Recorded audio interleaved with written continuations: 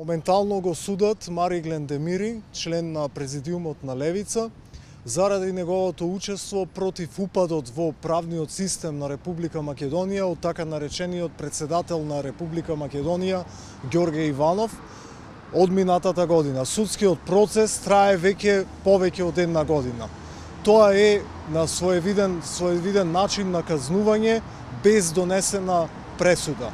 Од друга страна гледаме дека еден веќе осуден криминалец за злоупотреба на функцијата, за злоупотреба на моќта, Владо Бучковски, поранешен премиер од страна на ССМ и соработник со поранешниот режим, наместо да добие покана за одслужување на казната во Идризово, тој доби покана за посета на митингот на ССМ во неделата во првите редови.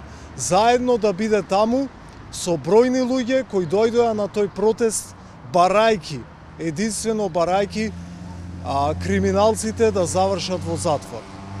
Тоа е животот во Македонија, дојде животот во Македонија најавувано ССМ и им порачуваме на граѓаните да поразмислат кога повторно размислуваат да гласат за помалото зло.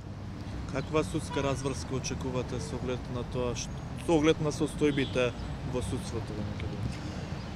Она што е факт е дека Мариглен Демири е невин за она што го обвинуваат. Мариглен Демири е обвинет реално заради неговата борба и желба да види демократија и слобода во Македонија. Каков ќе биде епилогот од неговото судење, допрва ќе видиме.